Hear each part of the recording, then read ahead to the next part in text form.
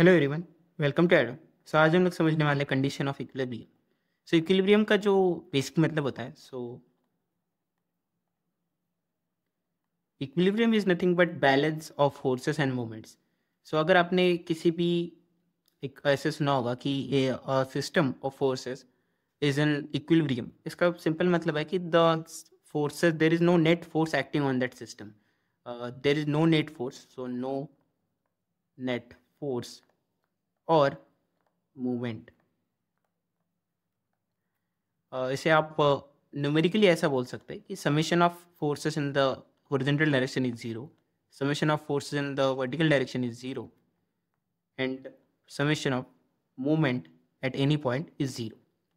हम इसे समझेंगे अलग अलग डिफरेंट फोर्स सिस्टम के लिए। सो let us start with the planar parallel forces.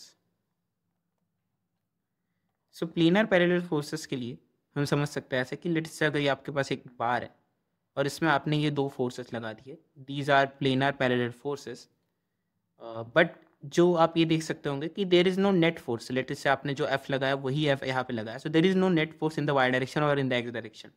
आपका जो समेशन ऑफ फोर्सेस है वो जीरो आएगा। बट द थिंग इज, अगर आप मूवमेंट लोगे इसके अबाउट तो आपका एक मूवमेंट आ जाएगा, net, there is a net anti clockwise movement here, जिसकी वजह से ये जो रॉड है या फिर आपका जो बार है वो रोटेट करना स्टार्ट कर देगा।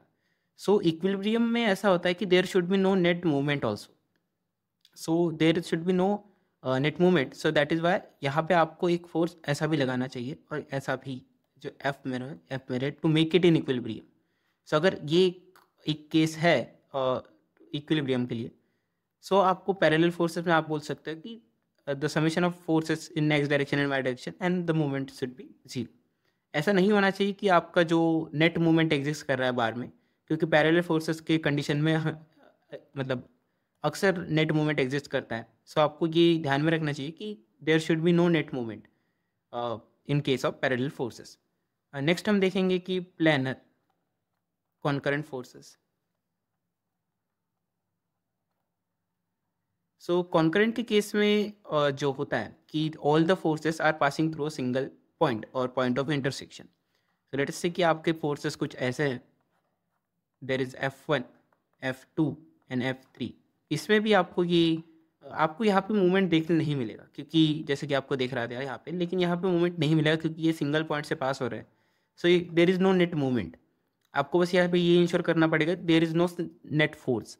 सो summation of Fx is zero and summation of Fy is zero, ये आपको यहाँ पे इंश्योर करना पड़ेगा, there is no movement here. ऐसे ही आप देख सकते हो कि for a planar non concurrent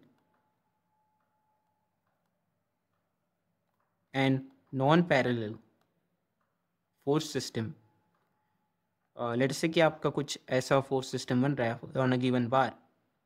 this is the downward force of F1, F2 is an inclined force and there is a, let's say बीच में आपने कुछ मूवमेंट दे दिया।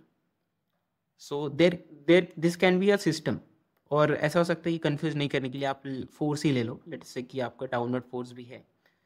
ऐसा हो सकता है कि the force, there is a net horizontal force here acting. अगर आपको दिख रहा होगा कि अगर आप इसे रेजोल्यूशन ऑफ फोर्सेस का यूज़ करके यहाँ इसका कंपोनेंट लेंगे हॉरिजेंटल डायरेक्शन में, सो उसको बैलेंस करने के लिए there is no horizontal force.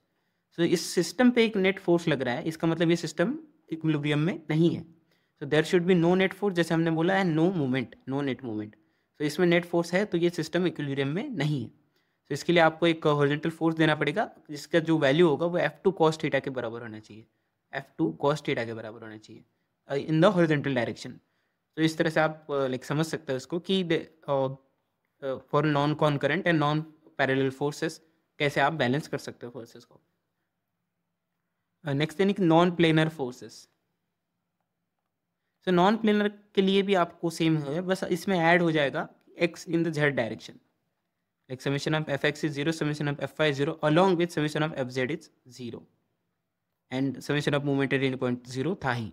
सो आपको ये भी समझना होगा कि इसका क्या मतलब है summation of movement at any point। इसका मतलब आप लेट से ए बी सी, आप किसी भी पॉइंट पे मूवमेंट ले लो, आपको जीरो ही आना चाहिए। लेट से मैंने अगर सी पे मूवमेंट लिया तो ऐसा नहीं होना चाहिए कि कुछ मूवमेंट अगर बी पे जीरो आ गया, तो this still is not in equilibrium. आपका जो मूवमेंट है वो eight any point should be zero. इसका मतलब है आपका जो सिस्टम है वो इक्विलिब्रियम में। अगर आपको दिया गया है कि कोई सिस्टम इक्विलिब्रियम में, तो आप ये अज्यूम कर सकते हो कि इसका जो मूवमेंट है वो एनी पॉइंट पे मैं लूँगा तो जीरो ही आना चाहिए। और नॉन कोप्लेनर के लिए जैसे हमने देखा कि जो एफ जेड एक है जो ऐड हो जाता है, बाकी आपका जो है सिमिलर ही रहेगा। So this is how you can understand the equilibrium. आपको बस नेट फोर्स और net movement should be zero. Thank you.